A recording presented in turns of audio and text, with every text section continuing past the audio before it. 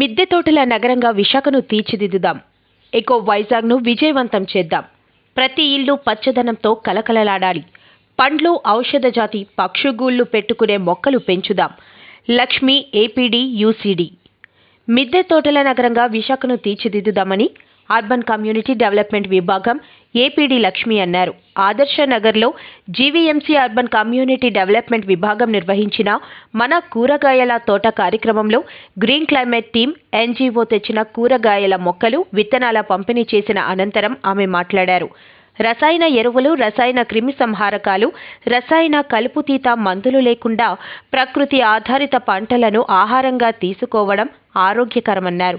నగరంలో ప్రతి ఒక్కరూ తమ ఇంటి వద్ద కూరగాయలు, ఆకుకూరలు పండించుకోవాలని కోరారు. Sustainable resilience unit project director Srinivasa Rajaramani మాట్లాడుతూ, ప్రతి ఇంటి వద్ద కూరగాయల మొక్కలు పెంచుకోవడం అవసరమన్నారు.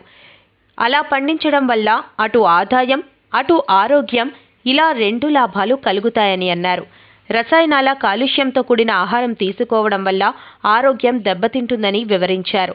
గ్రీన్ క్లైమేట్ టీం ఎన్జీఓ వ్యవస్థాపక కార్యదర్శి జేవి రత్నం మాట్లాడుతూ, మిశ్రమ పద్ధతిలో కూరగాయలు, ఆకుకూరలు ఎలా పండించాలి, తీగజాతి మొక్కలు ఎలా పండించాలి, ఎరువు ఎలా తయారు చేయాలో వివరించారు. ఈ కార్యక్రమంలో గుంటూరు మిర్చి, కేసును కుర్రాడుపాలెం బెండ, రాజమండ్రి టమాటో, శ్రీకాకుళం జిల్లా బత్తాయిలను, వంగ, తూర్పుగోదావరి జిల్లాకు చెందిన గుత్తి వంకాయ మొక్కలు, చిత్రాడ బీర, కృష్ణా జిల్లా కనుపు చిక్కుడు, ఏలూరుకు చెందిన చెట్టు చిక్కుడు, ఆరావళి నుండి తెచ్చిన కూరగాయల, ఆకుకూరల విత్తనాలు పంపిణీ చేశారు. ఈ కార్యక్రమంలో ఎస్ఆర్యు ప్రతినిధులు రవికుమార్, అక్షత, మంగరాజు, యూసీడీ ప్రతినిధులు పాల్గొని మాట్లాడారు. మీకు కూడా ఉపయోగపడేలాగా, అంటే అది మీకు హాబీగా ఉంటుంది, అలాగే మీకు సంబంధించిన కాయగూరలు ఇవి ఉపయోగించుకోవడానికి ఉపయోగపడుతుంది.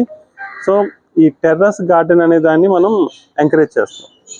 సో విశాఖపట్నంలో అన్ని వార్డుల్లో కూడా అవకాశం ఉన్నంత వరకు ఎక్కువ మందిని టెర్రస్ గార్డెన్కి ఎంకరేజ్ చేయాలి అనేది ప్రయత్నం.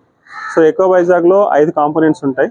అందులో ఎకో క్లీన్ అని ఒకటి, ఎకో గ్రీన్, ఎకో బ్లూ అని, ఎకో జీరో పొల్యూషన్, అలాగే ఎకో జీరో ప్లాస్టిక్. సో ఇందులో ప్రతి కాంపోనెంట్ కూడా మీరు ఆల్మోస్ట్ టచ్ చేస్తారు.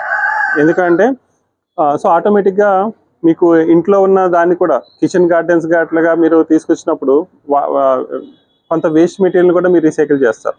అది ఎకో క్లీన్లోకి వస్తుంది.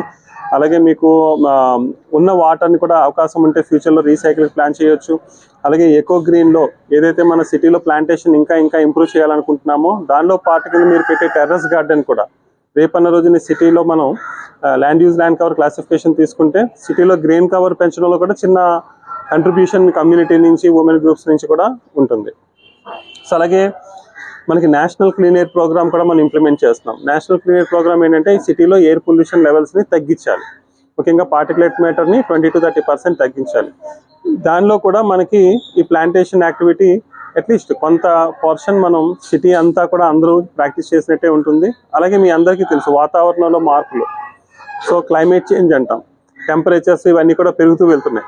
సో ఇలాంటి పరిస్థితుల్లో ఎప్పుడైతే టెర్రస్ గార్డెన్ ఉంటుందో సో కొంతవరకు హీట్ ఎక్కకుండా కూడా మనం ప్రయత్నించిన వాళ్ళు అవుతాం. ముఖ్యంగా తీగలు అవి, దాంతోపాటు ఫుడ్ అంటే వెజిటేబుల్స్ కానీ లేకపోతే మెడిసినల్ ప్లాంట్స్ కానీ ఇలాంటివన్నీ మీరు పెంచినట్టయితే సో మీ అందరి ఇళ్లలో కూడా మీరు టెర్రస్ గార్డెన్ ప్రాక్టీస్ చేసి అది మీకు ఒక హాబీగా పెట్టుకుంటే అది జీవీఎంసీకి, మన సిటీకి ఉపయోగపడుతుంది. అలాగే మీరు చేసి మీ చుట్టుపక్కల ఉన్న వాళ్ళందరినీ కూడా ఎక్కువ మందిని ఎంకరేజ్ చేయాలని చెప్పి మిమ్మల్ని కోరుకుంటున్నాం.